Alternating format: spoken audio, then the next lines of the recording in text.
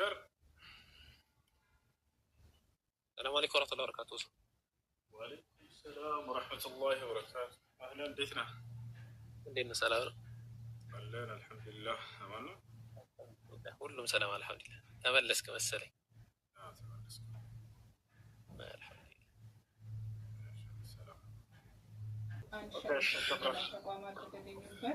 السلام عليكم. دوية نهنبت. وعليكم السلام ورحمة الله. والله بل.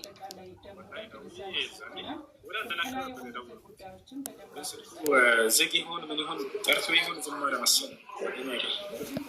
ويني. الله يقدره هنا. أنا ما استبدك أنا بدركوا بجد. يلا إن شاء الله نكرم. إن شاء الله. نكون بسلام قبل هو النص. مرحبا. أبو بكر ناقينات.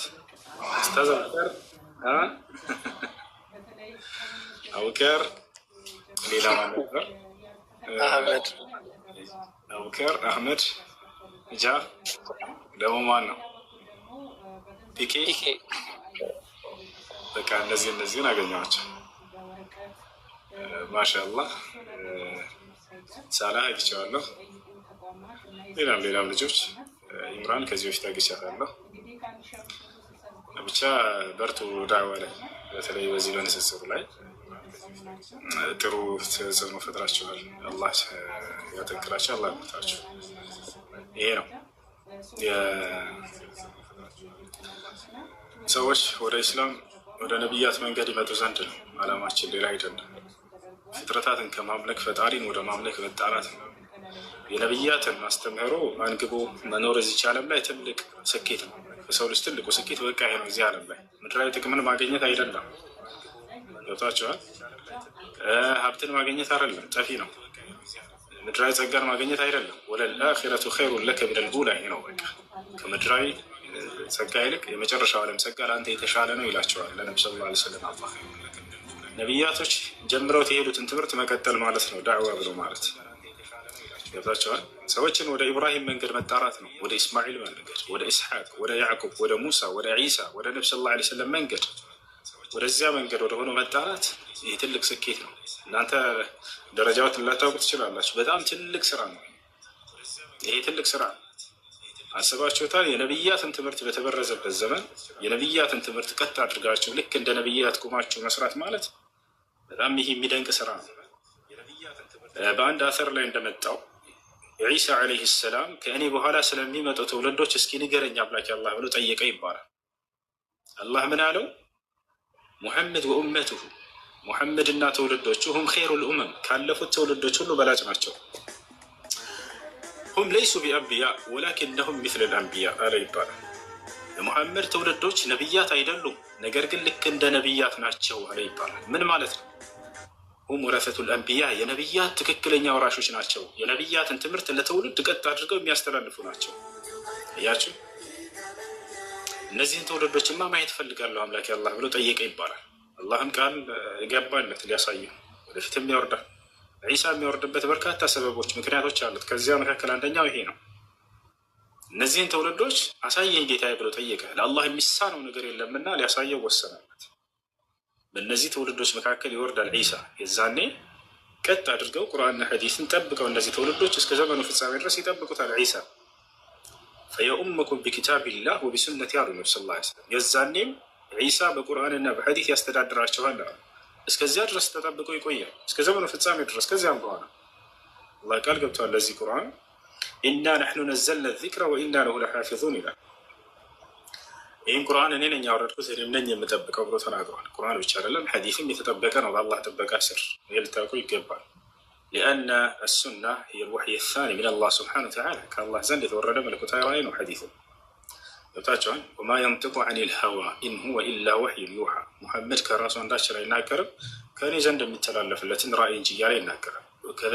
ولذلك قال أهل العلم كما أن القرآن محفوظ وكذلك السنة محفوظة من الله سبحانه وتعالى بحفظ الله عز وجل. القرآن كالله زند يطبق واستناد تسطو حديث لك اليوم ምክንያቱም ሐዲስ ከአላህ ስብሐነ ወተዓላ ዘንድ ነው። ስለታውቁ ይገባል። ቁርአን ቃሉ መልእክቱ ከአላህ ዘንድ ሲሆን ሐዲስ ቃሉ ከነብዩ ሰለላሁ ዐለይሂ ወሰለም መልእክቱ ግን ከአላህ ስብሐነ ወተዓላ ነው። እዚን ሐሳን ብን ዓጥያ የተባለው ሰሓባ ምን አለ? ካነ ጅብሪል ዓለይሂ ሰላም የንዚሉ ቢሱና ዐለ ነቢ ሰለላሁ ዐለይሂ ወሰለም ከማ የንዚሉ ቢልቁርአን። መልአኩ ጅብሪል ቁርአንን ሲያወርድ እንደነበር ሁሉ ለነቢ ሰለላሁ ዐለይሂ ወሰለም ሐዲስንም ሲያወርድላቸው የነበረው እሱ ነው ይላል። ነቢ ሰለላሁ ዐለይሂ ወሰለም ሐዲስ ላይ የነገሩን ሁሉ ከአላህ ዘንድ የተቀበሉት እንጂ ከራሳቸው ኢጅቲሃድ አድርገው አይደለም። ቢማ የተዓለቅ ቢኡሙር ዲን ላ የንጢቁ ዐኒል ሀዋ ኢን ሁወ ኢላ ወሕዩን ዩሓ። እና ይህ ነው። እሺ ጥያቄ ያለው ከላይ ካላችሁ መቀጠል ትችላላችሁ። ወአለይኩም ሰላም ወረሕመቱላሂ ወበረካቱ። እሱ አንድ ሴት ማለት ነው ማግባት የሚፈልጋት ወንድ የማህሯን ብር ካሌለው እሷ ካላት ለሱ ሰጥታው ሄዶ እንደሚጠይቃት በቤተሰብ ማለት ነው ሄዶ እንደሚጠይቃት ለሱ ብር ሰጥታው የማህሯን ሰጥታው ሄዶ ቤተሰብን ጠይቆ እንደሚያምራት መከሪያ ይቻላል። ሴት ልጅ ለሰውየው ሀዲያ ወይም ስጦታ ሰጥታው ከዚያ በኋላ ያንን እንደ መህር መጠቀም ይቻላል ወይ? ይቻላል። የማይቻለው ምንድን ነው ከተባለ ያለ መህር በቀጥታ ማግባት። ይህ ለነብዩ ሰለላሁ ዐለይሂ ወሰለም ብቻ ነው የተፈቀደው። ይህ ለነብዩ ሰለላሁ ዐለይሂ ወሰለም ብቻ ነው የተፈቀደው። ወሀበት ነፍሰሃ ሊነቢይ ቃለ ልሙፈሲሩን አይ ቢዱን መህር፣ ያለ መህር ታችኋል አይደለ? ነገር ግን ለሌላ ከተባለ ይህ አልተፈቀደም። ያለ መህር ራሴን አግባ ይላል ነቢያችን ሰለላሁ ዐለይሂ ወሰለም። የሆነ ሰው ለማግባት እንደፈለገ መጥቶ ሲጠይቅ ጊዜ መህር ማምጣት እንዳለበት ተናገሩት። እኔ ምንም ነገር አልያዝኩም አላቸው። ወለው ኻተመን ምን ሐዲት፣ ምንም ሰውየው አላገኘም። ዘወጅቱከ ቢማ መዐከ ሚነል ቁርአን አሉት። መጨረሻ ላይ ከአንተ ዘንድ ባለው ቁርአን ድሬሃለሁኝ። ቁርአን ሊያስተምራት መህር። መህር ሲባል እዚህ ቦታ ላይ ብዙ ሰው ብር ብቻ ይመስለዋል። ላ ብር ብቻ አይደለም፣ እውቀት ሊሆን ይችላል፣ የሆነ ከገንዘብ ውጭ ሌላ ነገር ሊሆን ይችላል፣ መሬት ሊሆን ይችላል፣ መኪና ሊሆን ይችላል፣ ብር ሊሆን ይችላል። ደስ ያላትን ሴት ልጅ ማንኛውንም ጥሎሽ ነገር መጠየቅ ትችላለች። ገብታችኋል አይደለ? ያ ነው እና መህር ብሎ ማለት ጥሎሽ ነው። እንደምታውቁት ሴት ልጅ ከማግባቷ በፊት እንድትሰጥ የተወሰነላት የሆነ የአምላክ አላህ ሱብሓነሁ ወተዓላ ውሳኔ። ይህም በቁርአን ላይ አላህ ሲገልጽ ምን አለ? ወአቱ ኒሳአ ሰዱቃቲሂነ ኒሕላ ይላል። ሴቶችን የመህር ስጦታቸውን ከውስጣቸው ደስ ብሏቸው ስጧቸው ይላል። ከግዴታ ነው ጁበን ያ። በሌላ ቦታ ላይ አላህ ሱብሓነሁ ወተዓላ ይናገራል መሰጠት እንዳለባት። ከዛሊከ ነገር መህር ላይ ማጋነኑ ተገቢ አይደለም። ነቢያችን ሰለላሁ ዐለይሂ ወሰለም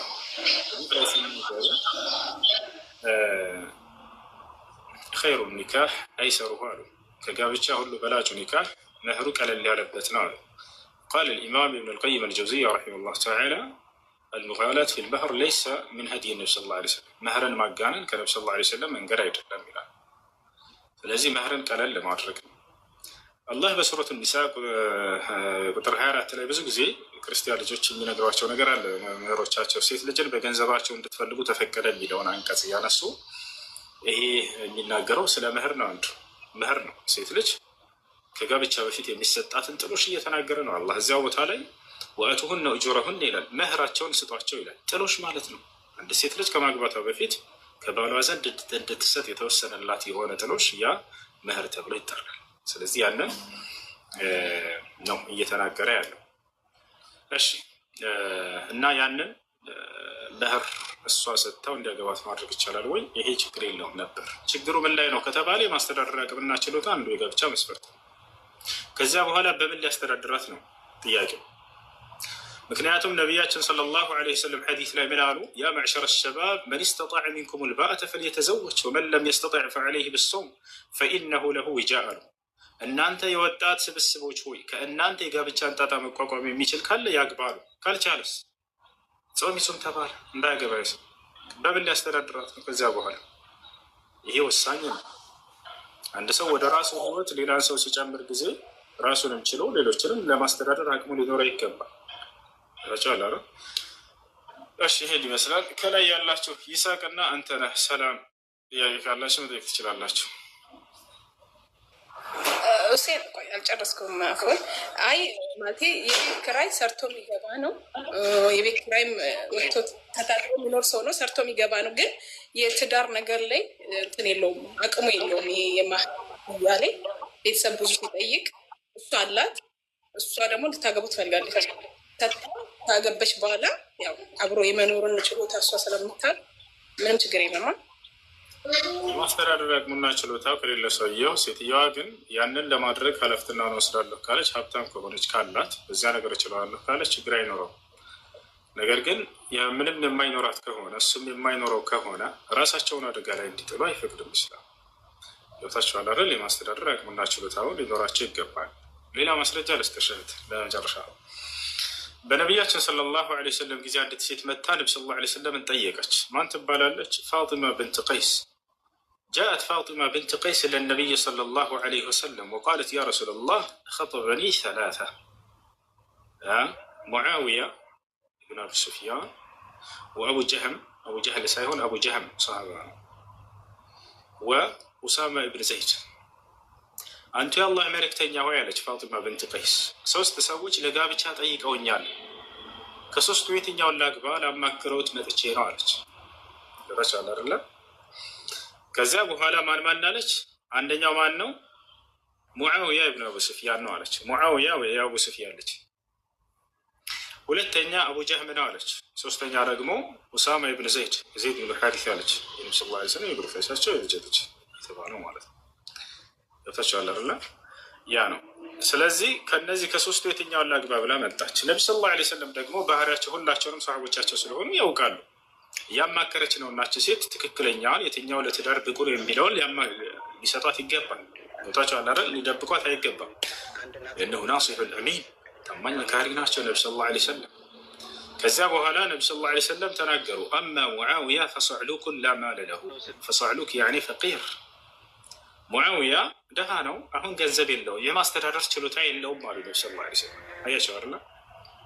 ሁለተኛ ወአማ አቡ ጀህም ፈላ የضዑ ልዓሳ ዐን ዓቲቂሂ ወፊ ሪዋየት ኡኽራ ተደራቡ ቢኒሳ አልሐዲስ ዩፈሲሩ በዕضሁ በዕض። ነብዩ ሰለላሁ ዐለይሂ ወሰለም አቡ ጀህም ግን አሉ እርሱ ብትሩን ከትከሻው ላይ አያወርድም አሉ። ምን ማለት ነው? ግላዊ ንግግር ነው። በሌላ ሐዲስ ሲተረጉሙት ሴት ይመታል ማለት ነው። ሴትን መደብደብና መምታት ለጋብቻ ብቁ እንዳልሆነ ሰውየው ያሳያል። ገብታችኋል አይደለ? ያ እና ሴትን እስኪ ጎዳት ድረስ መደብደብ መምታት አይቻልም በፍጹም።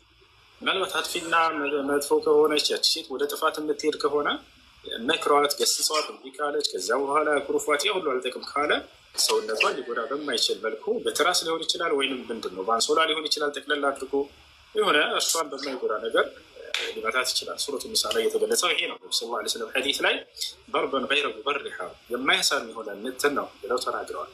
እንዳጠቃላይ መጨረሻውን ምን አሉ ነቢያችን ሰለላሁ ዐለይሂ ወሰለም? ፈንኪህ ኡሳማ አሉ። ኡሳማን አግቢ አሏት። አያችሁ። ስለዚህ ሴት ልጅ ሊያስተዳድራት የሚችል የሆነ ሰው ነው ልታገባ የሚገኝ። ይህን ይመስላል። እኔ እችለዋለሁኝ ሁሉን ነገር እኔ ሁሉን እወጣለሁ ካለች ግን ጀዛ አላህ ኸይራ፣ አላህ ጀዛን ይክፈላት። ሴት እያመሰገናት ለዘላለም ሊኖር ይገባል። ይሄ ሰው ሹክረን የኔ እናት እያለ እሺ መርሐባ ጀዛከላሁ ኸይር። እኔ እችላለሁ ካለች መስኡልዬ በራሷ ከወሰደች ችግር የለም ማለት ነው። ጀዛከላሁ ኸይር።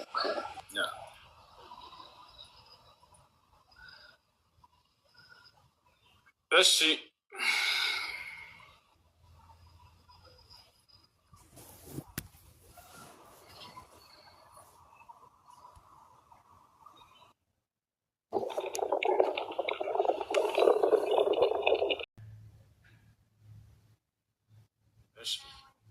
وعليكم السلام ورحمة الله وبركاته.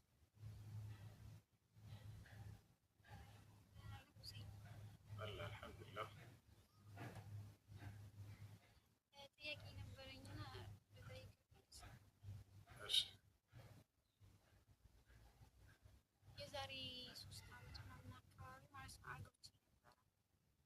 ماشي.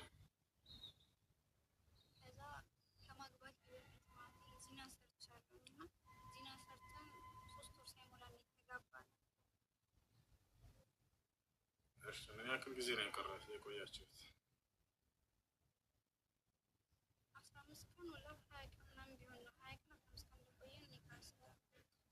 እንደሱ ከሆነ አይሆንም። ቢያንስ አንድ ላይ ስለዚህ ያ ኒካህ በተሳሳተ ጊዜ ነው የታሰረው። መቀጠል ከፈለጋችሁ አዲስ መታሰር አለበት። መለያየት ከፈለጋችሁ ግን ኒካህ ነው ብላችሁ አምናችሁ እስከኖራችሁ ድረስ ፈትቻለሁ የሚለውን ቃል መናገር ይባላል። ሸሪዓ ቤት ማስቀመጫ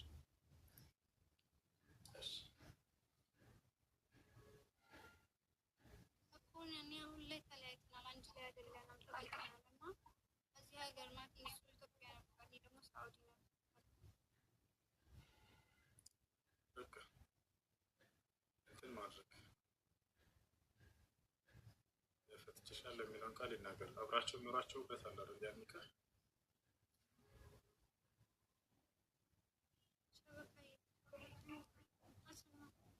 እሺ፣ አብራችሁ ኖራችሁበታል ያን ኒካህ።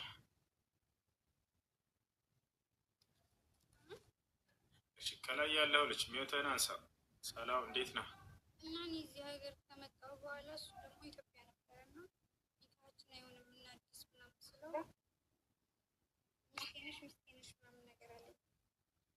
አሁን ጥያቄው ምንድን ነው? ኒካ እንደ አዲስ ያንን ኒካህ መቀጠል ነው የምትፈልጉት ወይንስ መለያየት ወይንስ ተለያይታችኋል? ተለያይተናል፣ ግን ደግሞ ኒካሽን አላወርድልሽም ብሎኛል። እኔ ደግሞ ኒካ የለኝም እያልኩት ነበር። በተሳሳተ ጊዜ እህት የታሰረው በተሳሳተ ጊዜ ነው የታሰረው። በተሳሳተ ጊዜ የታሰረ ኒካህ መቀጠል ከፈለጋችሁ እንደ አዲስ በትክክለኛው ጊዜ መታሰር አለበት። አንድ ሀይል ጠብቃችሁ መለያየት ከፈለጋችሁ ደግሞ ያን ኒካህ ኑራችሁበት እስከሆነ ድረስ እስካሁን ድረስ ያን ኒካህ አምናችሁበት እስከኖራችሁ ድረስ ፈትቻለሁ የሚለውን ቃል መናገር አለበት። እምቢ ካለ ሸሪዓ ፍርድ ቤት ውክልና ሰጥተሽ ለቤተሰቦችሽ አንቺ ውጭ ከሆነ ያለሽው እነሱ ሸሪዓ ፍርድ ቤት ሄደው ማስወረድ ይችላል።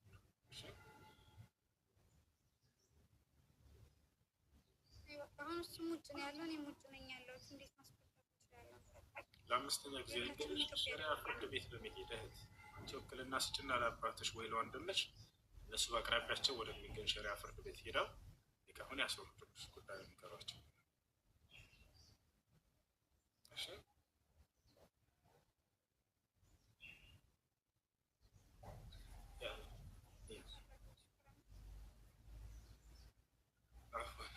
እሺ። ከላይ ሰላም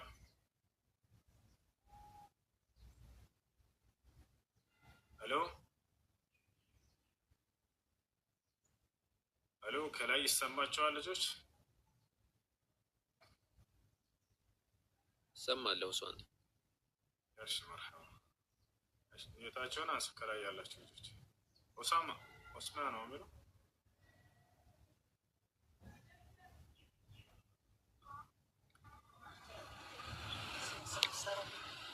አለው። አሰላሙ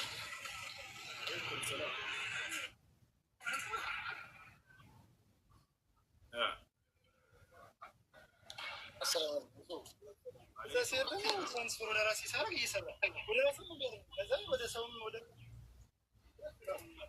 አማን ነው እሱ።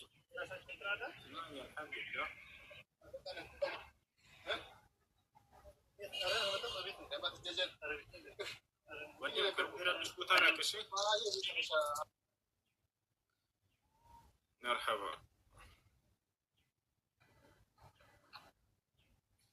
ደውዬልህ ነበር እንትን ስልክህን አትተነሳ ቢሆን ምን ይሆን እንጃ ብቻ በሰዓት እንደላ።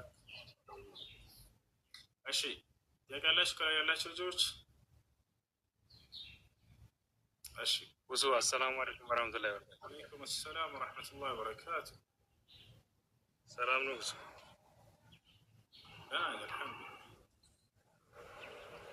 ጁሙአ ሰላት ከአንድ ረካ አንድ እንትና አምልጦ አንድ ረካ አንድ እንትና አምልጦን ከዛ እንደ ጁሙአ ነው የምንሰግደው ወይስ እንደ ዞር ነው እንትን ብለን መስገድ ያለብን? አንድ ረካ ጌታ ከሆነ እንደ ጁሙአ ነው የምትሰግደው። አንድ ረካ ብቻ ነው የምትጀምረው። ሁለቱም ረካ አልፎ ከሆነ ተህያቱ ላይ ደርሰህ ከሆነ አራት ረካ ነው የምትሰግደው። እሺ እንጂ እንደ ዞር መስገድ የለብንም ማለት ነው። አዎ አንዱን ረካ ጌታ ከሆነ ሙሉ ሶላቱን እንዳገኘህ ማን ነው ረካውን ያንን የሶላት አግኝተሃል። ያን ሶላት አግኝተሃል። ነቢያችን ሰለላሁ ዐለይሂ ወሰለም ሐዲስ ላይ መን አድረከ ረክዓተን ፈቀድ አድረከ ሶላት አሉ። የአንድ ሶላት ላይ አንድ ረክዓ ያገኘ ሰው ያን ሶላት አግኝቷል ብለህ ተናገሩ። ከዙሁር ሊሆን ይችላል፣ ከአስር ከጁሙዓ ሊሆን ይችላል። የትኛውንም የሶላት አይነት አንዱን ረክዓ መጨረሻ ደርሰህበት ከሆነ ያን ሶላት አግኝተናል። ስለዚህ ቁመህ ትሞላለህ ማለት ነው አይደለ? ስለዚህ ጁሙዓ ሶላት ለመስገድ ሄደ ሰውየው አንዱን ረክዓ አግኝቶ ከሆነ አንድ ረክዓ ነው የሚጨምረው። ያን ጁሙዓ ሶላት አግኝቷል። ሁለቱም ረክዓ አልፎት ከሆነስ ተህያቱ ላይ ደረሰ መጨረሻ ላይ ይሄ ሰው አራት ረክዓዎችን አግኝቷል ወይ አልፈውታል? ሁለቱም ረክዓዎች። ስለዚህ ቆሞ አራት ረክዓ ነው የሚሰጠው። አሰላሙ አለይኩም ሁሴን። ወአለይኩም ሰላም ወረሕመቱላሂ ወበረካቱህ። አሰላሙ አለይኩም ሁሴን። ወአለይኩም ሰላም ወረሕመቱላሂ ወበረካቱህ። እኔ ጥያቄ አንድ ጓደኛዬ ሱዳን ላይ የአንድ ወር ረመዳን በልቶ ነበር። ሙቀቱን አልቻለም እና የአንድ ወር ረመዳን በልቶ ነበር። ከዛም ደግሞ የአንድ አመቱን ረመዳን ወሩን ከበላ በኋላ አሁንም ሌላኛው አመት ረመዳን መጣበት እና በዛኛው አመት እንደገና 15 ቀን በላ ማለት ነው።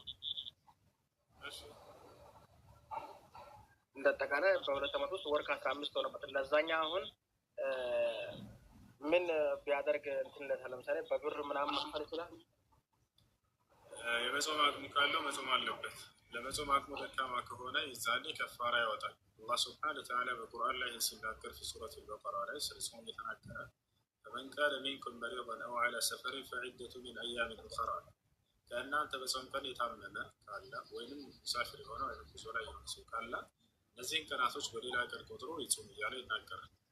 ስለዚህ አንድ ሰው ሌላው ነገር የረመዳን ቀባ ያለበት ይህን ቀባ ሳያወጣ ቀጣዩ ረመዳን ከገባበት ያለምንም ምክንያት ያለበት፣ ስለዚህ ስላለፈው ረመዳን ቀባን ከፋራም አለበት ይህ ሰው። ነገር ግን በምክንያት ከሆነ እስከ ቀጣዩ ረመዳን እስኪጾም ድረስ ጊዜ ካላገኘ ታሞ ከሆነ ሰማኛ ምክንያት ካለው ስለዚህ ስላለፈው ረመዳን ቀባ ብቻ ነው የሚኖርበት እና ስለዚህ ሰው ቀጣዩ ረመዳን እስኪገባበት ድረስ ያሳለፈው ያለምንም ምክንያት ከሆነ ስለዚህ ስላለፈው ረመዳን ቀዳም አለበት ከፋራም አለበት። እሺ ከፋራውን ቀዳው ምንድን ነው? ቀዳው ረመዳን ጾም ነው። ከፋራው ምንድን ነው? ቀዳው ረመዳን ጾም ነው። ቀደም እንደነገርኩ ቁርአኑ ላይ አላህ ሱብሓነሁ ወተዓላ በቁርአን ላይ ፈመን ካነ ሚንኩም መሪደን አው ዐላ ሰፈሪን ፈዒደቱ ሚን አያሚን ኡኸራ። ሌላኛው ከፋራው ለእያንዳንዱ ቀን አንዳንድ ምስኪን ማብላት ነው። ለ30 ቀን 30 ምስኪኖችን ማብላት የማይችል ከሆነ ሰውየው እህል ገዝቶ መስጠት ይችላል። ሰዎች በአቅራቢያቸው የሚመገቡት ምግብ ሩዝ ሊሆን ይችላል፣ ጤፍ ሊሆን ይችላል፣ ማሽላ ሊሆን ይችላል። በአብዛኛው የሚመገቡት የምግብ አይነት ቤታቸው ገዝቶ ይስጣቸው። እያንዳንዱ ቀን 1 ኪሎ ከግማሽ ለወሩ 45 ኪሎ ማለት ነው። ያን 45 ኪሎ ሩዝ ገዝቶ ለአንድ ሰው መስጠት ይችላል። አንድ ቀን ወይ ለሁለት ወይ ለሶስት ለ45 ለ30 ሰዎች ማካፈል ይችላል። ያን ሰጥቶም ግን መጾም አለበት ማለት ነው። መጾም አቅሙ ከሌለው ለምሳሌ ሰውየው ቢጾም በጤናው ላይ ችግር የሚፈጥርበት መሮት ውስጥ ማይቋረጥ በእርሱ ላይ የሚዘወትር ህመም ካለበት የዛኔ ሰው የመጾም አቅሙ ከሌለው ከፋራ ብቻ ነው የሚጠበቅበት። ልክ ዱር ሽማግሌ ከሆኑ አሮጊት ከሆነች የመጾም አቅሙ ከሌላቸው ረመዳን አቅሙ ካላቸው ከፋራ እያወጡ ያሳካል። አቅሙ ከሌላቸው የሚሰጡት የሌላቸው አቅማቸው ማይችል እነዚህ ሰው ላይ ምንድን ነው ያለባቸው ከተባለ ምንም የለባቸው። አላህ በቁርአን ላይ ፈተቁላህ መስተጣዕቱም የቻላቸው አቅም እኔን አላህን ፍሩ፣ እኔን አላህን ታዘዙ ነው ይላል። ተቅዋ ማዕናሁ ያኒ ኢምቲሳል ሊአዋሚሪላህ ወልኢጅቲናብ ሊነዋሂህ። ተቅዋ ብሎ ማለት አላህ ያዘዘውን መፈጸም የከለከለን መራቅ ነው። ስለዚህ እነዚህ ሰዎች ከቻሉት አቅም በላይ አይገድም። ላ ዩከሊፉ ላሁ ነፍሰን ኢላ ውስዐሃ። መጾም ካልቻሉ ከሌላቸው ምንም የለባቸውም። ያለ ካልሆነ ከሌለ የለም መደረጉን ይናገራሉ። ደንቡ እንደወጣ ቀጥታ ስራ ላይ እንዲውል አላደረግንም። ትልቅ መድረክ ፈጥረን ወዐለይኩም ሰላም ወረሕመቱላሂ ወበረካቱ። እሺ ልጆች ትንሽ ቁርአን እንቀራለን። እሺ በሱዳንኛ ድምፃ እንዴት ንቅራ ትንሽ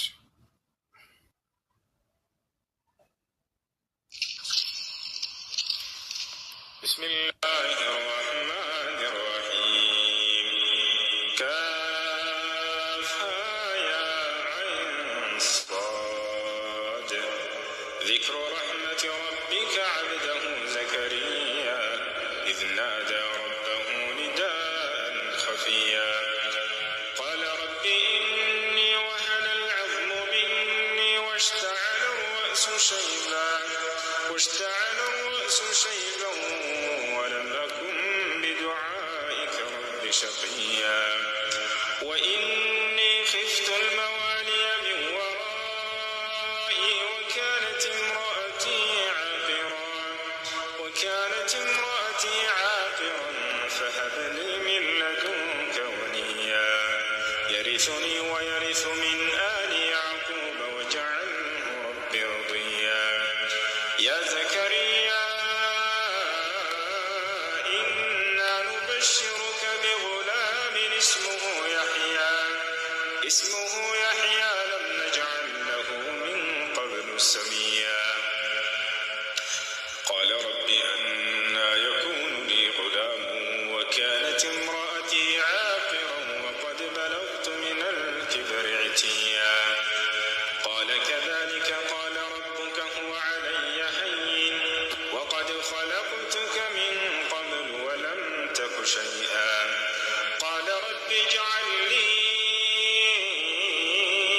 آية قال آيتك ألا تكلم الناس 3 ليال سويا فخرج على قومه من المحراب فأوحى إليهم أن سبحوا بكرة وعشيا يا يحيى خذ الكتاب بقوة وآتيناه الحكم صبيا وحنانا من لدنا وزكاة وكان تقيا برا بوالديه ولم يكن جبارا عصيا وسلام عليه يوم ولد ويوم يموت ويوم يبعث حيا واذكر في الكتاب مريم إذ انتبذت من أهلها مكانا شرقيا فاتخذت من دونهم حجابا فأرسلنا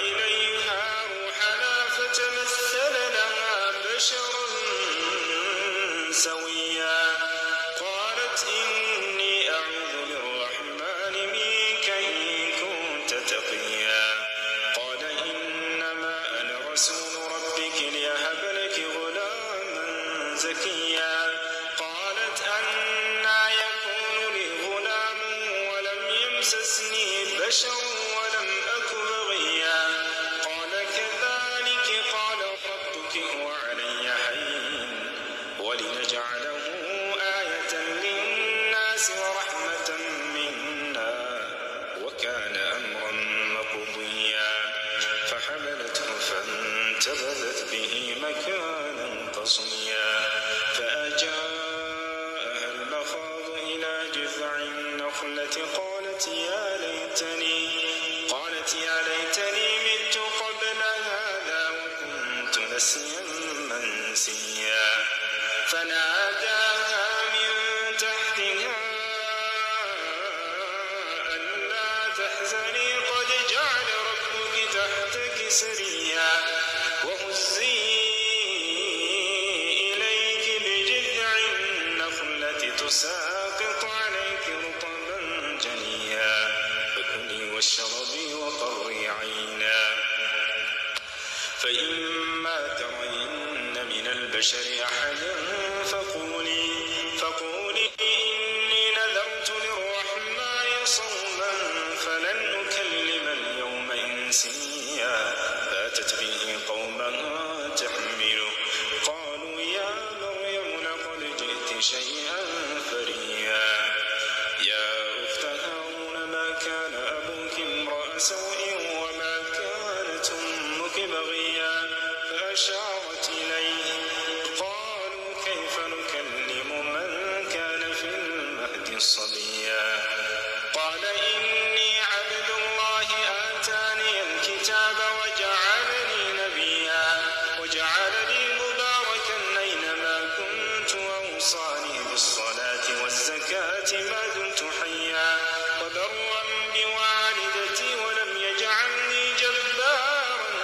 شقيا والسلام علي يوم ولدت ويوم أموت ويوم أبعث حيا ذلك عيسى ابن مريم قول الحق الذي فيه يمترون ما كان لله أن يتخذ من ولد سبحانه إذا قضى أمرا فإنما يقول له كن فيكون وإن الله ربي وربكم فاعبدوه هذا صراط مستقيم فاختلف الأحزاب من بينهم فويل للذين كفروا من مشهد يوم عظيم أسمع بهم وأبصر يوم يأتوننا لكن الظالمون اليوم في ضلال مبين وأنذرهم يوم الحسرة إذ قضي الأمر وهم في غفلة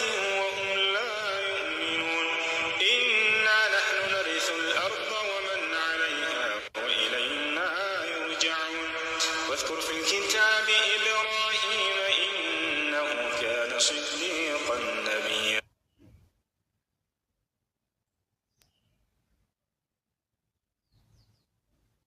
ما لا يسمع لم تعبد ما لا يسمع ولا يبصر ولا يغني عنك شيئا يا أبت إني قد جاءني من العلم ما لم يأتك فاتبعني أهدك صراطا سويا يا أبت لا تعبد الشيطان إن الشيطان كان للرحمن عصيا يا أبت إني أخاف أن يمسك عذاب من الرحمن فتكون للشيطان وليا قال أراغب أنت عن آلهتي يا إبراهيم لئن لم تنته لأرجمنك واهجرني مليا قال سلام عليك سأستغفر لك ربي إنه كان بي حفيا وأعتزلكم وما تدعون من دون الله وأدعو ربي عسى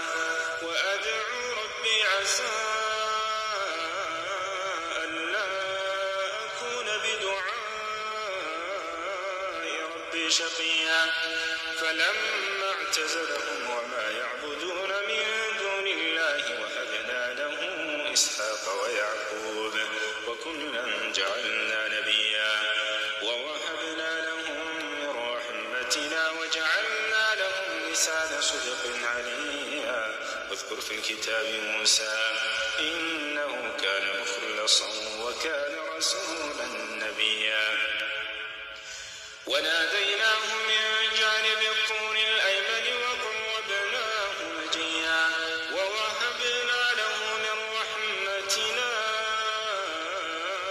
أخاه هارون نبيا واذكر في الكتاب إسماعيل إنه كان صادق الوعد وكان رسولا نبيا وكان يأمر أهله بالصلاة والزكاة وكان عند ربه مرضيا واذكر في الكتاب إدريس إنه كان صديقا نبيا ورفعناه مكانا عليا أولئك الذين أنعم الله عليهم من النبيين من ذرية آدم وممن حملنا مع نوح ومن ذرية إبراهيم وإسرائيل وممن هدينا واجتبينا إذا تتلى عليهم آيات الرحمن خروا سجدا وبكيا فخلف من بعدهم خلف أضاعوا الصلاة واتبعوا الشهوات فسوف يلقون غيا إلا من تاب وآمن وعمل صالحا فأولئك يدخلون الجنة ولا يظلمون شيئا جنات عدن التي وعد الرحمن عباده بالغيب إنه كان يسمعون فيها لغوا إلا سلاما ولهم رزقهم فيها بكرة وعشيا تلك الجنة التي نورث من عبادنا من كان تقيا وما نتنزل إلا بأمر ربك له ما بين أيدينا وما خلفنا وما بين ذلك وما كان ربك نسيا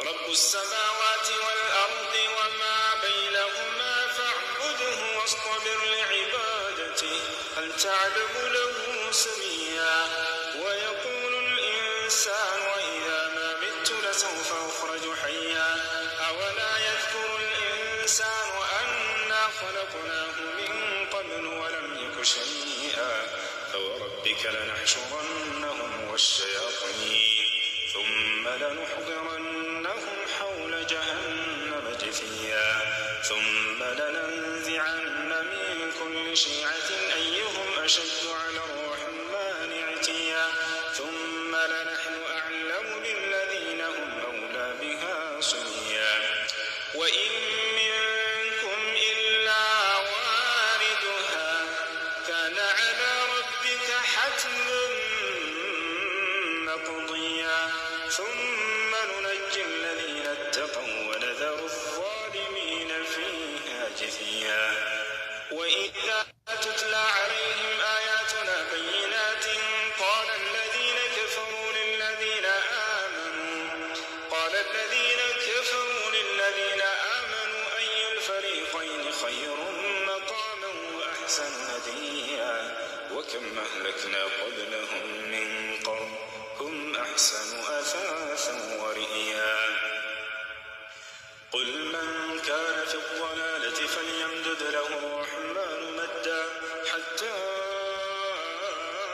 إذا رأوا ما يوعدون إما العذاب وإما الساعة فسيعلمون من هو شر مكانا وأضعف جندا ويزيد الله الذين اهتدوا هدى والباقيات الصالحات خير عند ربك ثوابا وخير مردا أفرأيت الذي كفر بآياتنا وقال لأوتين مالا وولدا أطلع الغيب أم اتخذ عند الرحمن عهدا كلا سنكتب ما يقول ونمد له من العذاب مدا ونرثه ما يقول ويأتينا فردا واتخذوا من دون الله آلهة ليكونوا لهم عزا كلا سيكفرون بعبادتهم ويكونون عليهم ضدا ألم تر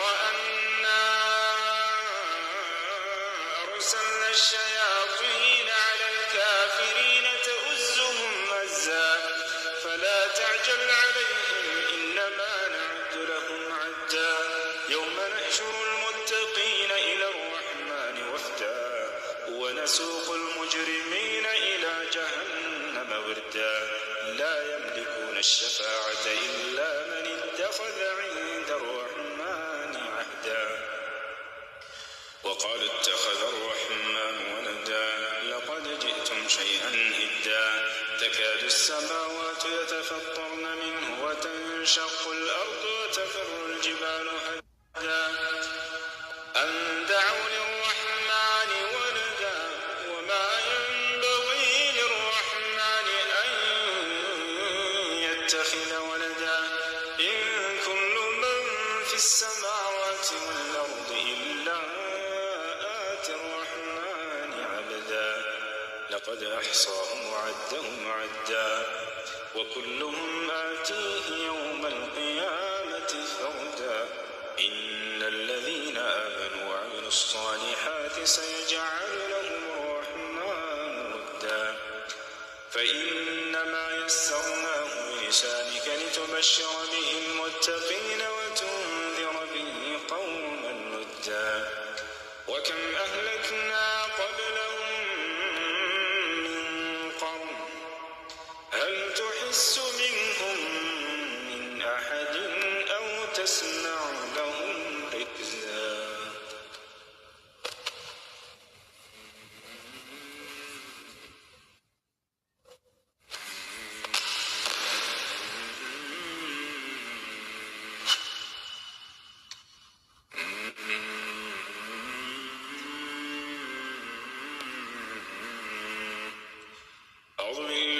الشيطان الرجيم. بسم الله الرحمن الرحيم.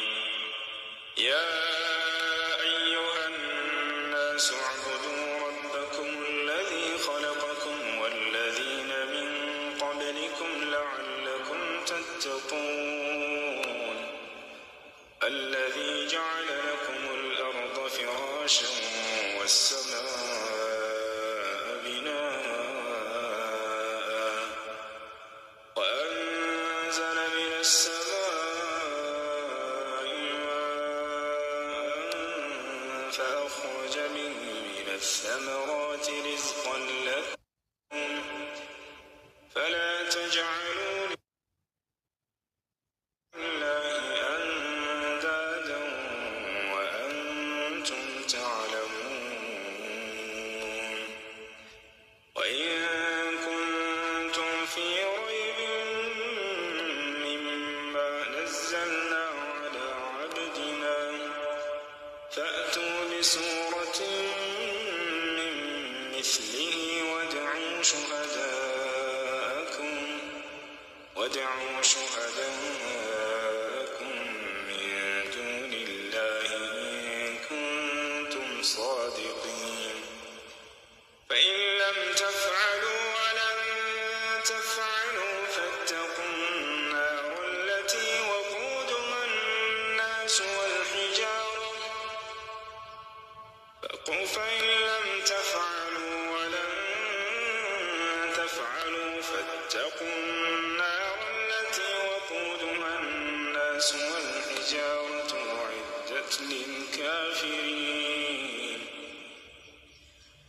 وبشر الذين آمنوا وعملوا الصالحات أن لهم جنات تجري من تحتها الأنهار كلما رزقوا منها من ثمرة رزقا قالوا هذا الذي رزقنا من قبل وأتوا به متشابها ولهم فيها أزواج مطهرة وهم فيها خالدون. إن الله لا يستحيي أن يضرب مثلا ما بعوضة فما فوقها فأما الذين آمنوا فيعلمون أنه الحق من ربهم وأما الذين كفروا فيقولون ماذا أراد الله بهذا مثلا يضل به كثيرا ويهدي به كثيرا وما يضل به إلا الفاسقين. الذين ينقضون عهد الله من بعد ميثاقه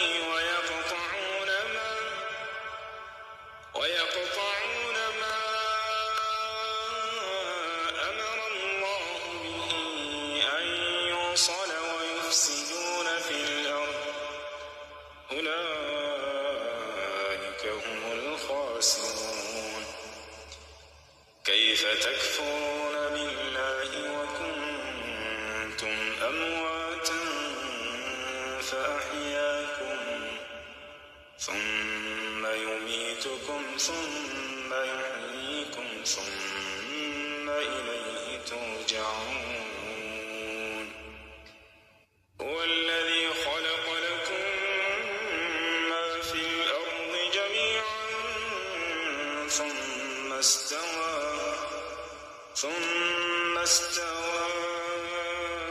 إلى السماء فسواهن 7 سماوات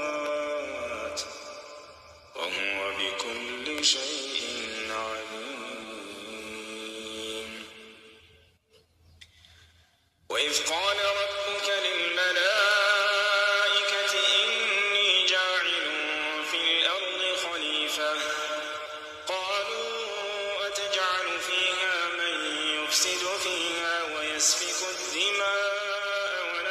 نسبح بحمدك ونقدس لك قال إني أعلم ما لا تعلمون وعلم آدم الأسماء كلها ثم عرضهم على الملائكة فقال أنبئوني بأسماء هؤلاء إن كنتم صادقين قالوا سبحانك لا علم لنا إلا ما علمتنا إنك أنت العليم الحكيم قال يا آدم أنبئهم بأسمائهم فلما أنبأهم بأسمائهم قال ألم أقل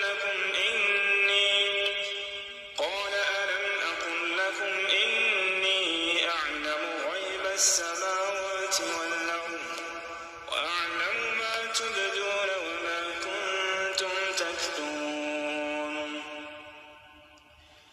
وإذ قلنا للملائكة اسجدوا لآدم فسجدوا إلا إبليس أبى واستكبر وكان من الكافرين وقلنا يا آدم اسكن أنت وزوجك الجنة وكلا منها رغدا حيث شئتما ولا تقربا هذه الشجرة فتكونا من الظالمين فأزلهما الشيطان عنها فأخرجهما مما كانا فيه وقلنا اهبطوا بعضكم لبعض عدو ولكم في الأرض مستقر ومتاع إلى حين فتلقى آدم من ربه كلمات فتاب عليه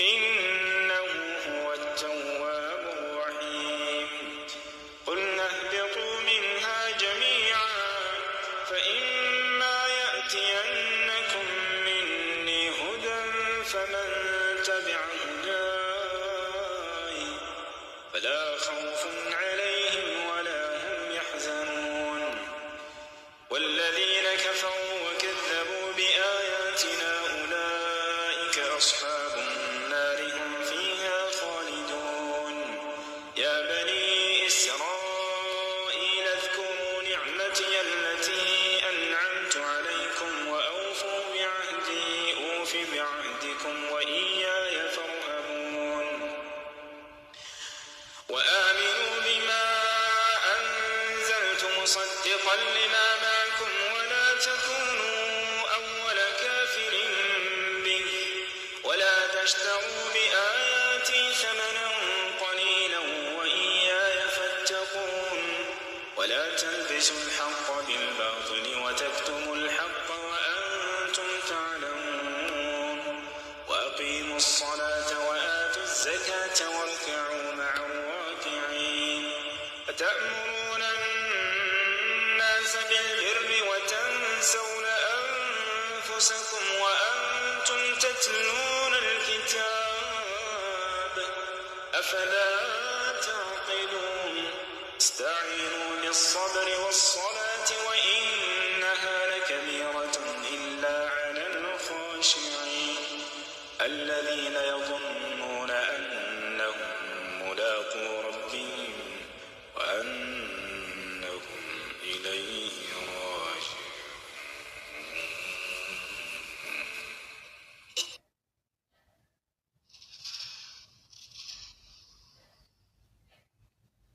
እነሱ ሜሴንጀር ላይ ስለሆኑ እኔ ሜሴንጀር ላይ እንድልክላቸው አስረዳኝ። ማለት የቱ ጋ ነው እንደዚህ የሚል ያለው? ወይም ደግሞ ከቻል በውስጥ ኢንቦክስ ላይ ስክሪንሻት አድርገህ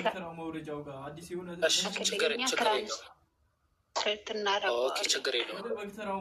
አሁን አንድ ነገር ላሳይሽ ፍሪታ፣ ቆይ እሺ። አሁን ይህ የምትመለከችው አፎን እሺ፣ ዝብርቅርቅ የሆነ ነገር እየሰራው ስለነበረ ዝብርቅርቅ ብሎ አሁን ይህ የምትመለከችው ቁርአን ነው ለምሳሌ። ኦኬ፣ ከዛ ከፈትኩኝ እዚህ ጋር ዝም ብዬ ይህንን ትመለከቸዋለች። ለምሳሌ ሱረቱል ኢብራሂም ነው ይሄ። ኦኬ ይሄ አንቀጽ ለምሳሌ ይህ አንቀጽ ተቀዶ ተጣለ እንበል፣ ወይ ደግሞ ይሄ አንቀጽ ተጽፎ ነበረ ተቀመጠ የሆነ ቦታ እንበልና ጠፋ እንበል። ያ ጠፋ ማለት ይህ አንቀጽ ጠፍቷል ማለት ነው ወይ ነው? አይደለም። ለምሳሌ ላሳይሽ አንቀጽ ቢጠፋ ከበላችሁ ቆይ ላሳይሽ። ይህን አንቀጽ ለምሳሌ መጣችና አንዲት ፍየል በላችሁ፣ ከዛ ይዘጋ እንደዚህ። አንድ ማንኛውም ቁርአን ሐፊዝ ብትጠይቁት ይህንን አንቀጽ ይነግራቸዋል። ለምሳሌ እኔ አሁን ይሄ አንቀጽ ቢበላ እቀሯለሁ። ወቃለ ሸይጣኑ ለማ ቁዲየ አልአምር ኢነላሀ ወዐደኩም ወዐደል ሐቅ ወዐድቱኩም ፈአኽለፍቱኩም። በቃ ተመለሽማ።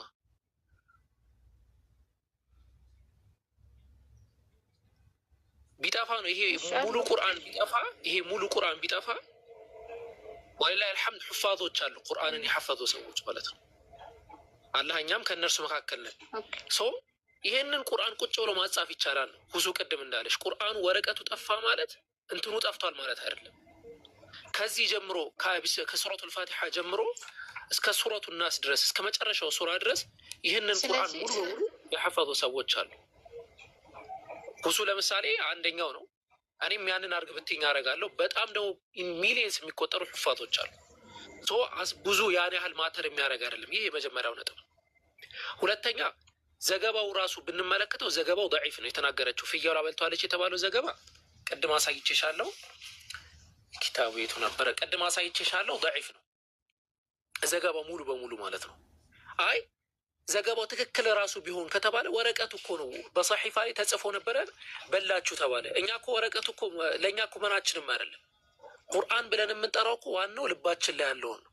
አላህ ስብሐነሁ ወተዓላ ለዛ እኮ ነው ቁርአን ላይ ሲናገር ምንድን ነው ያለው? ነቢያችን ሰለላሁ ዐለይሂ ወሰለም ልብህ ላይ ነው ኢና ሰኑልቂ ዐለይከ ቀውለን ሰቂላ፣ ከባድ የሆነን ቃል እንጥላለን ነው ያለው አላህ ልባቸው ላይ ነቢያችን ሰለላሁ ዐለይሂ ወሰለም። ሱረቱል ሙዘሚል ላይ ተመልክተሽ ከሆነ እና ልብ ላይ ነው እንጂ የሚጣለው በወረቀት ደረጃ መኖሩ ቫልዩ የለውም። እኔ ይህን ወረቀት ሳልከፍት ይህን ሙሉ ቁርአን መቅራት እችላለሁ። ያን ያህል እንትን አይደለም ነው። ተረተሸዋል ሀሳቡን። ቁርአን ስንል በመጀመሪያ ደረጃ የተሰበሰበ ነገር ማለት ነው እና የሚሰበሰበው ደግሞ በልብ ላይ ነው።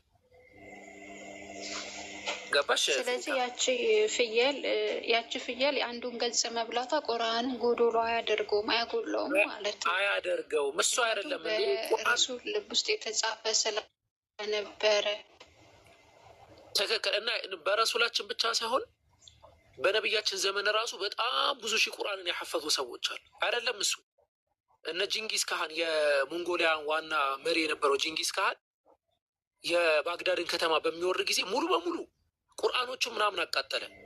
ማተር አለ ወይ? የለውም። ምክንያቱም ዋናው ልብ ላይ ነው ያለው። ተረዳሽኝ? ልብ ላይ ነው ዋናው ቁርአን የሚባለው ነገር ማለት ነው። ሲቀጥል ዘገባውን ራሱ ብንመለከተው እንትኑን ሐዲሱን ልክፈትልሽ እና ዘገባውን እንመልከተው። ዘገባውን ራሱ ብንመለከተው የሚያወራው ዘገባው ضعيف ነው። ዘገባው ራሱ ያው ይሄ ማለት ነው። ይሄ ዘገባ ምን ይላል? ዘገባው أن الداجنة دخلت فأكلت صحيفة كتبت فيها آية الرجم والرضاع. سلا آية الرجم سلا رضاع مياورانو زقبو. آية الرجم من لو بمجمع الرجاء آية الرجم من لو يه منسوخ ነው ነስኽ የተደረገ ወይም የተሻረ የቁርአን አንቀጽ ነው። آية الرضاع በተመሳሳይ ደረጃ የተሻረ ነው በሌላ ሐዲስ ላይ ማለት ነው። አይሻ ረዲየላሁ ዐንሃ ራሱ መጀመሪያ ላይ 10 ረضዓት ነበሩ። ከዛ በኋላ 10 ረضዓት በአምስት ረضዓት መንሱኽ ሆኑ ብላት አስቀምጣለች።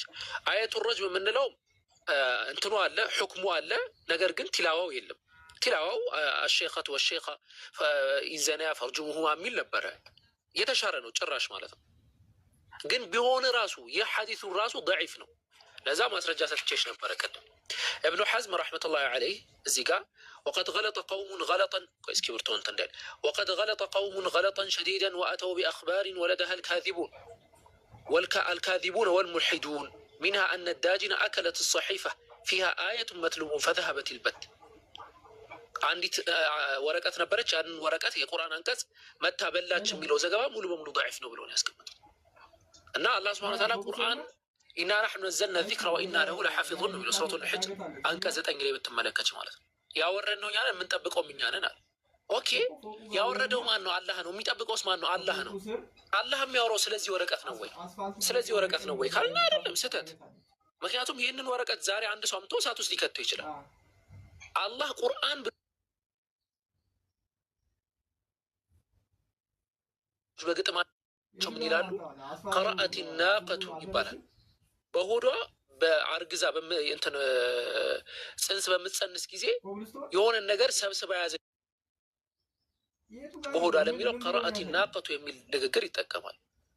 ቁርአን ሲባል በአንድ የተሰበሰበ ነገር ነው እንጂ ይሄ ወረቀት አይደለም።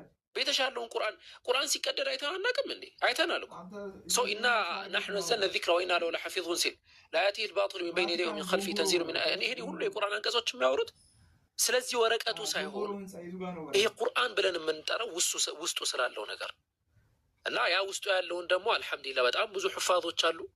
ሙሉ በሙሉ ከመጀመሪያ እስከ መጨረሻ 114ቱንም ሱራ የሚያውቁ ሑፋዞች አሉ። እና ያን ያህል እንትን አይደለም ነው፣ አስፈላጊም አይደለም። አሁንስ እንዴት ነው ገባሽ? እሺ ገብቶኛል። አመሰግናለሁ። ኦኬ እሺ፣ ሌላ ጥያቄ አለሽ? እንዳታወርዱኝ ሌላም ጥያቄ ካለኝ ስለምጠይቅ እንዳታወርዱኝ ድጋሚ አስገቡኝ ብዬ ከበቸው ከስር። እሺ ጥያቄ ያለው ሰው ካለ ኢንሻአላህ ሁሱ እስኪመጣ ድረስ ንጽጽራዊ ጥያቄ የመሳሰሉት ካላችሁ ክርስቲያኖችም መግባት ትችላላችሁ። ኦኬ ገስት ላይ ያላችሁ ሰዎች ጥያቄ ያላችሁ ሞሚ ማም ለማለት ኦኬ ማም ኦፊሻል السلام عليكم. وعليكم السلام وعليكم السلام ورحمة الله وبركاته. ሰላም ብስት ይበል። እናንተ ሰላም ናችሁ? አንድ ጥያቄ ነበር ባባ። እሺ ሀቢቢ። ሱብሒ ሰላት ላይ ማለት ነው ብዙ ጊዜ እንቅልፍ እንትን ይለኛል። በተነሳሁበት ሰዓት እሰግዳለሁ። ይሄ እንዴት ይታያል? ኦኬ ዑለሞች በሁለት አይነት መንገድ ያስቀምጡታል። እነ ሼክ እብን ባዝ ረሕመቱላሂ ዐለይሂ ወሼክ እብን ዑሰይሚን ወከዛሊከ አብዛኛው የሐንበልያ መዝሀብ ተከታይ የሆኑ ዑለማዎች አንድን ሰላትን አውቆ በደንብ አስተውል፣ ሰላትን አውቆ ያሳለፈ ሰው ቀዷ ማውጣት የለበትም ይላሉ። ምክንያቱም ከፍሯል ብሎ ነው የሚያምኑት። በእነሱ ሀሳብ ገባቢ ምን ብላ ያምናሉ? ከፍሯል ብሎ ስለሚያምኑ ተውበት አድርጎ ነው መመለስ ያለበት እንጂ ቀዷ ማውጣት የለበትም ብሎ ያምናሉ። ነገር ግን ጅምሁር አልዑለማ አንድ ሰው ሰላትን ካሳለፈ ቀዷ ማውጣት እንዳለባቸው ያምናል። ወአስልን ደግሞ የሱብሒ ሰላትን ማሳለፍ በጣም አስቸጋሪ ነው። ነቢያችን መሐመድ ሰለላሁ ዐለይሂ ወሰለም ሱብሒ ሰላትን አስመልክተው ስለ ሱብሒ ሰላት አይደለም ረክዓተይ ልፈጅሪ ኸይሩን ሚነ ዱንያ ወማ ፊሃ ብለው ከሱብሒ ሰላት በፊት የሚሰገዱት ቀብልያዎች 2 ረክዓቶች ዱንያም ከዱንያ ውስጥም ካለ ነገር በሙሉ የበለጡ ናቸው ብለው ተናግረዋል። ወማዛ ባሉኩም ፊ ሰላት ሱብሕ፣ ሰላት ሱብሕን ሊያመልጠን አይገባም። የሱብሒ ሰላት በሽር ልመሻኢነ ፊ ዙሉማት ቢኑሪ ታም የውም ልቅያማ ከማ ቃል ነቢዩ ሰለላሁ ዐለይሂ ወሰለም እነዛ በማታ ላይ ወደ መስጂድ የሚሄዱ ሰዎችን ነገ የቂያማ ቀን ሙሉ በሆነ ብርሃን አበስራቸዋል። ያ ብርሃን የቱ ነው? ሲራጥ የምናልፍበት ብርሃን። በዛ ሲራጥ ላይ ስናልፍ ብርሃን ያስፈልገናል የምንመለከትበት። ምዕመናኖች ረበና አትሚም ለና ኑረና ወግፊር ለና በሚሉ ቀን ነቢዩ መሐመድ ሰለላሁ ዐለይሂ ወሰለም ምንድን ነው ያሉት? በሱብሒ ሰላት ላይ በማታ በሱብሒ ሰላት የሚሄዱ ሰዎችን አበስራቸው። በምን ቢኑሪ ታም የውመል ቂያማ፣ በነገ የቂያማ ቀን ሙሉ በሆነ ብርሃን አበስራቸው። እና ሱብሒ ሰላት ላይ አንዘናጋ፣ አንጠቅም። ሱብሒ ሰላት ላይ ምናልባት ያመለጠን በእንቅልፍ ከሆነ ነቢያችን መሐመድ ሰለላሁ ዐለይሂ ወሰለም ኢነላህ ተላፈ ዐን ኡመቲ ሰላት፣ 3 ነገርን አላህ ሱብሓነሁ ወተዓላ ይቅር ብለዋል ብለዋል። አንደኛው በእንቅልፍ የሆነ ወይም ረስተው የሆኑት ወይም ደግሞ መስቱክሪሁ ዐለይህ በግዴታ እንዲሰሩ የተደረጉት ነገር ብለዋል። በዛ ከሆነ እሺ፣ ግን ለራሳችን ዑዝር አንስጥ። ውዱአችንን አድርገን እንተኛ፣ ዚክር እናድርግ። ወላሂ ሱመ ወላሂ ሱብሒ ላይ እንነሳለን። እንደውም ይጨንቀናል፣ 5 6 እንነሳለን። አለፈን አላለፈን እያልን ማለት ነው። እና ሐቢቢ እንደዛ አድርግ። መርሐባ መርሐባ። እሺ አላርም አለ፣ ብዙ ነገር አለ አሁን በዚህ ጊዜ። ስለዚህ ጠንከር ብላችሁ የሱብሒ ሰላት ላይ መዘናጋት አያስፈልግም። እኛ እንግዲህ ጠንካሮች ነን እንላለን። ጠንካሮች ነን እያልን ራሳችንን ከፍ እያደረግን የሱብሒ ሰላት ላይ ከላያችን ላይ ያለውን ብርድ ልብስ አንስተን መነሳት አለመቻል ትንሽ አስቸጋሪ ነገር ነው እና ኢንሻአላህ ያንን ማድረግ ሁላችንም ጋር ይጠበቃል። የሱብሒ ሰላት ላይ እንዳንዘናጋ ኢንሻአላህ። በቃ እሷን ዳገቷን ውጣት። እሷን ዳገት ነች። ኦኬ ጥያቄ ያላችሁ ሰዎች ካላችሁ መቀጠል ትችላላችሁ። እሷን ውጣት ና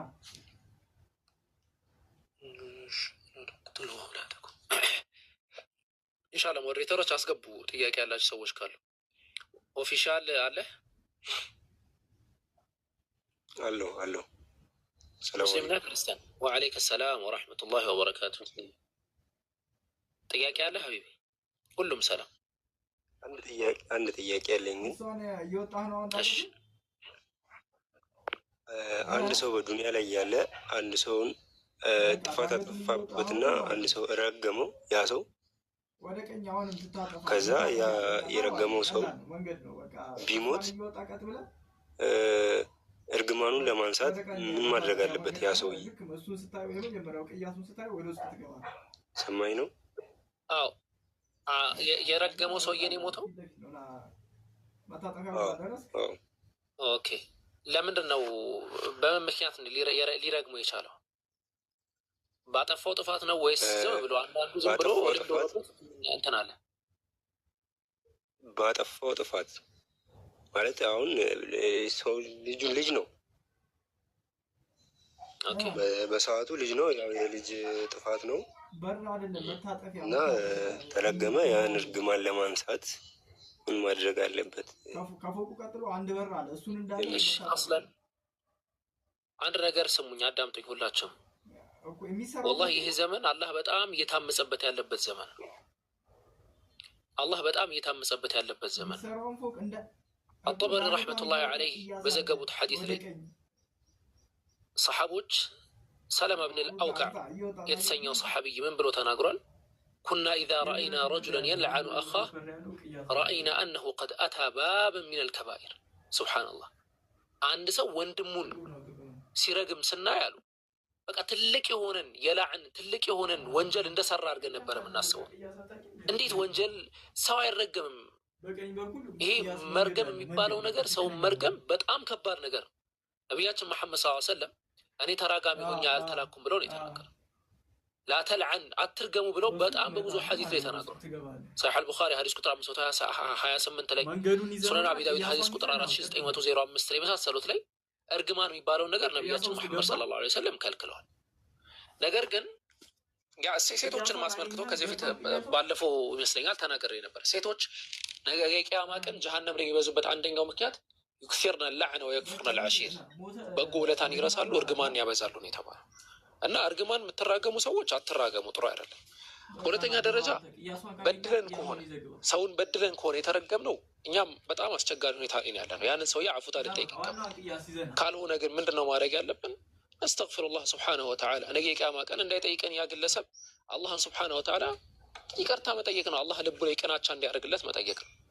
ልክ ነቢዩ መሐመድ ሰለላሁ ዐለይሂ ወሰለም በሐዲስ ላይ ሲናገሩ አላህ ስብሓነሁ ወተዓላ ሁለት ሰዎችን አይቶ ይስቃል አሉ። ማናቸው እነዛ ሰዎች? የቅቱሉ አሐዱሁማ አንደኛው አንዱን ይገለዋል፣ የሞተው ሰውዬ ሸሂድ ይሆናል፣ ይህም ሰው ጀነት ይገባል ብለው ተናገሩ። ገዳይም ተገዳይም እንዴት ነው የጀነትና የጀሃነም የሚሆነው ከተባለ ተገዳዩ ሸሂድ ይሆናል አሉ። የገደለው አካል ደግሞ ነገ የቂያማ ቀን አላህ ሱብሓነሁ ተውበት ያደርግና ነገ የቂያማ ቀን አላህ ሱብሓነሁ ወተዓላ ከዚህ ሰውዬ ደምህን ካሳ ልቀበልልህ ወይስ በሱ ምትክ ብዙ ጀነቶችን ልስጥህ ይለዋል። ጌታዬም እሱን አፉ ብየዋለሁ ብዙ ጀነትን ስጠኝ ይላል ብለው ተናግሯል በዘገባ።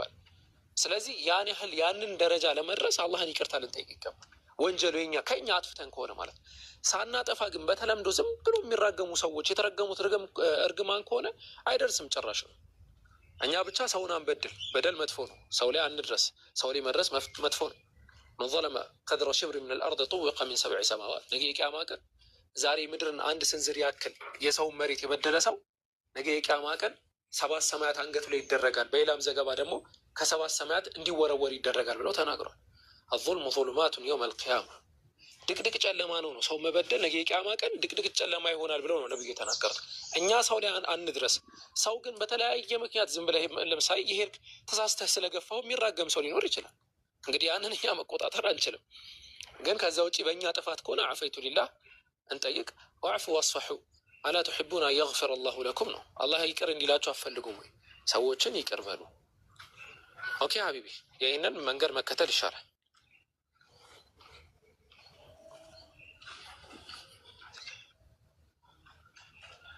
የለህም እንዴ አብዱልሐሚድ ኦኬ እሺ ሌላ ጥያቄ ያለው ሰው ካለ ኢንሻአላህ ቀጥሉሽ። ኢትዮጵያ አለ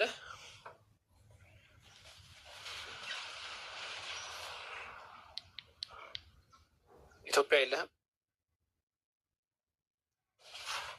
ኢንሻአላህ አንድ መልእክት ላስተላለፍ።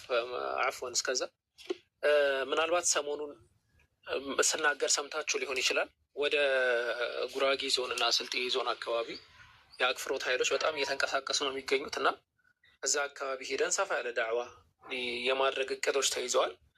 ኢንሻአላህ ለዛ እቅድ ያው ከዚህ በፊት ታውቃላችሁ የኔ መጽሐፍ አለ ድብቅ በሽታዎች የሚል እስልምና ላይ ለሚነሱ ጥያቄዎች በተወሰነ ደረጃ መልስ ለመስጠት የተሞከረበት መጽሐፍ እና ያንን መጽሐፍ እዛ አካባቢ በስፋት እንደሚፈልጉትም ጭምር ስነግሮኝ ስለነበረ እና ወንድማችን አስረስም ለዳዕዋ ያስፈልገኛል ብሎ ነበር። ከዚህ በፊት መጽሐፍ ሰጥተነው ነበር። 300ውን መጽሐፍ ጨርሶታል። ለዳዕዋ ልኮት ማለት ለዳዕዋ ሲያደርግ እየሰጠ እና ከዛም በላይ መጽሐፎች ያስፈልጉኛል ብሏል። ኢንሻአላህ መጽሐፍ መነየት የምትፈልጉ ሊወጅሂላህ ብላችሁ መነየት የምትፈልጉ ሰዎች በውስጥ ብታወሩኝ ደስ ይለኛል። ለስልጤ ዞን፣ ለጉራጌ ዞን እና ለወንድማችን አስረስ ለእነሱ በዋነኝነት ማለት ነው። እናንተ በነፍስ ወከፍ የምትፈልጉ ሰዎች አዲስ አበባ ያላችሁም፣ ሳውዲ ያላችሁም፣ ዱባይ ያላችሁም የት እንደምታገኙ ቴሌግራም ላይ አስቀምጫለሁ። ቴሌግራም ቻናሌ ላይ ሂዱ። ነገር ግን አሁን ለዳዕዋው መስክ ብቻ ነው፣ እርጀንት የሆነ ነው፣ በጣም አፋጣኝ ነው፣ በጣም ነው የሚፈለገው። ለዳዕዋው ብቻ ነው። ያንን የምታደርጉ ከሆነ ኢንሻአላህ በውስጥ አውሩኝ ኢንሻአላህ። እሺ ጥያቄ ያለው ሰው ካለ ኢንሻአላህ አስገቡ።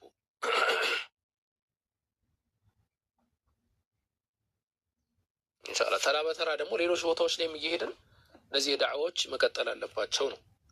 እሺ ገስት ካሉ ሞዴሬተሮች ኢንሻአላህ አስገቡ። ኦኬ በውስጥ በኩል አውሩኝ ኢንሻአላህ። መነየት የምፈልገው አንድ መጽሐፍ 350 ብር ነው።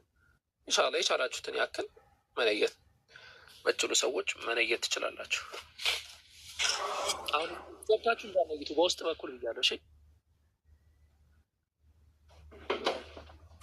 ጉራጌ በጣም ኦኬ። የገባችሁ ሰዎች ጥያቄ አላችሁ?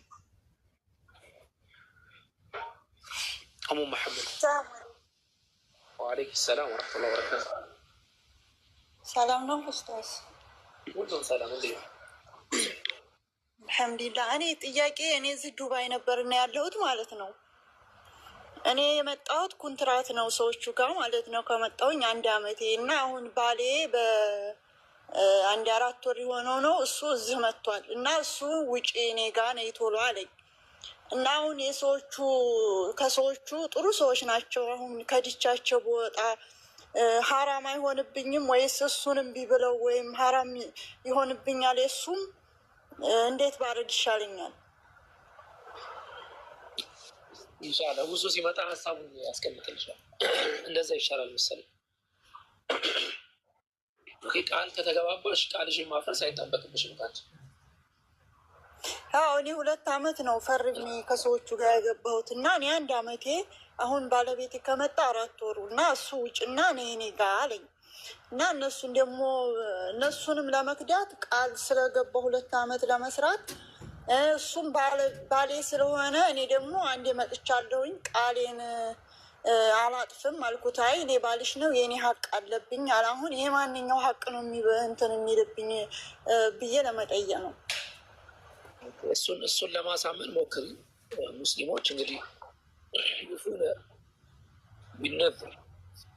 ነዝር የሚባለው ለአላህ የተሳሉትን ያሟላሉ።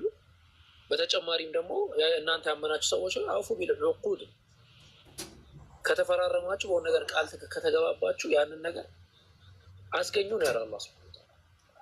እና መሀል ላይ ያለው ብዙ ካለ ኢንሻአላህ እሱ እንትን የሚልሽ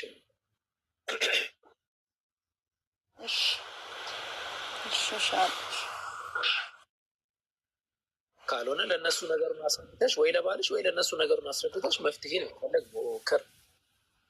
አላሁ አዕለም። እሺ የማያልፍ የለም አለ ወይ ያለሽ ፎሎ አድርጉና እኔ መክፈቴ አይቀርም። ብዙ ከዘጋ ከፍትና ትንሽ እንማማራለን ኢንሻአላህ። የማያልፍ የለም መቀጠል ትችላለሽ። ወአለይኩም ሰላም ወረሕመቱላሂ ወበረካቱ። አንድ ጥያቄ ነበረኝ እና ማዘር ረመዳን ላይ በጣም አሟት አልጾመችም 30ውንም እና አሁን ደግሞ ምስኪኖችን ማብላት አለባት ምግብ ተሰርቶ ስባል ምግቡን ደግሞ አሁንም ቢሆን እያመማት ነው። ያኔ ጾማ ማውጣቱን አትችልም። ምግቡ ቢሰራ ለስንት ሰው ነው መሆን ያለበት? እና ደግሞ ምግቡን ራሱ እሷ ብቻዋን ናት፣ በእድሜም ደከም ስላለች ብዙ ሰው ከሆነ የሚወጣው ምግቡ ሰርታ ሄዳሉ ኡስታዞስ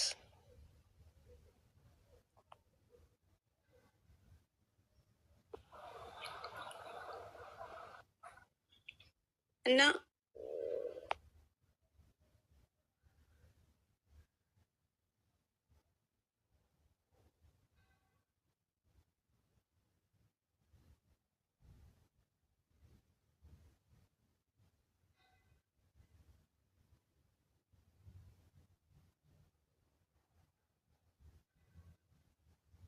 ኦኬ ስልክ ገብቶብኝ ነው። አፎን ምን አልሽኝ ጌታችን? እና አሁን በእድሜም ገፋ ያለች ስለሆነች ምግቡን ሰርታ ማብላት ካልቻለች በብር በኩል መስጠት ይቻላል ወይስ አይቻልም? እና ደግሞ ለስንት ሰው ነው ምግቡ መሆን ያለበት? ምግቡን ለስንት ሰው ነው መሆን ያለበት? መሆን ያለበት ለእያንዳንዱ ቀን ነው። ቱጥዒሙ ዐላ ኩሊ የውም ሚስኪን፣ ለእያንዳንዱ ቀን አንድ ሚስኪን ታበላለች። 30 ማለት ነው። አዎ ያ ሚስኪን እንዴት ነው የሚሆነው ከተባለ ያ እንትን እንዴት ነው የሚሆነው ከተባለ ሳዕ የሚባል አለ። ሳዕ ታውቂያለሽ? አያላቅም። ኦኬ ሳዕ ማለት በአማርኛው ምንድነው? አንድ እፍኝ ይባላል። አንድ እፍኝ ተብሎ ይጠራል። ወይ ደግሞ መለኪያ አለ የራሱ እና ንስፈ ሳዕ ወደ 1.5 ኪሎ ግራም አካባቢ ተምር ማብላት ትችላለች፣ ወይም ሩዝ ማብላት ትችላለች፣ ወይ ደግሞ ቁተል የሆነ ነገር ማብላት ነው። እፍኝ አለ፣ ግማሽ እፍኝ ነው። ትልቅ ከሆነች አጁዝ ከሆነች ሰርታ ምግብ ማብላት ማትችል ከሆነ ቴምር 1.5 ኪሎ ግራም ቴምር ታብላ። አሁን በኢትዮጵያ ባለው እንደዛ ነው። ንስፈ ሳዕ ማለት እንደዛ ነው። ወደ 1.5 ኪሎ ግራም አካባቢ ሰው ያንን ታብላ። እሺ ኢንሻአላህ ጀዛኩሙላሁ ኸይራን ኡስታዝ። ይሄ አብዛኛው ዑለማዎች አቋም ከማ ቃል ኢብኑ ዑሰይሚን ወሸኽ ኢብኑ ባዝ ወገይሪሂም ይህንን ነገር ነው ያስቀመጡት። ማብላት ያለባት ንስፈ ሳዕ ነው ብላ አስቀምጠዋል። ወይም ደግሞ ወደ 1.5 ኪሎ ግራም ማለት ነው። አሁን ያለው ያለቀ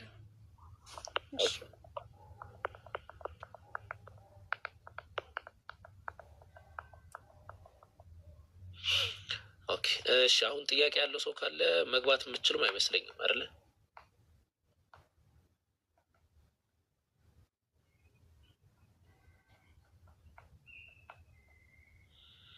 አራት ሳዕ አይደለም። እሺ ግማሽ ሳዕ ነው። ኒስፈ ሳዕ ነው። ሀገሩ ላይ የተለመደ ምግብ የእሱ አይነት ኒስፈ ሳዕ ታወጣለች እና እንደዛ ነው። አንሴን ነው። አንሴን የት አካባቢ ነው?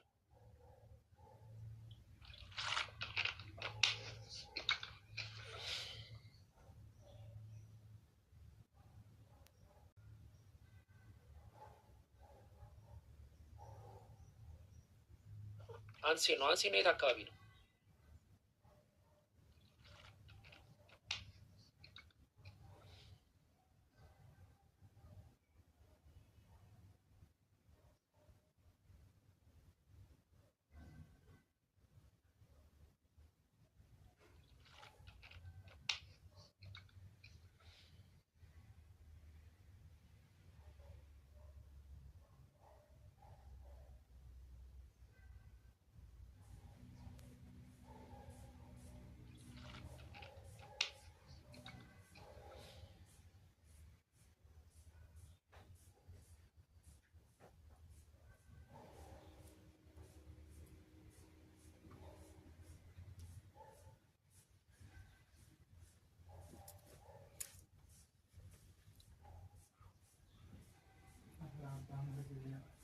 የሞትን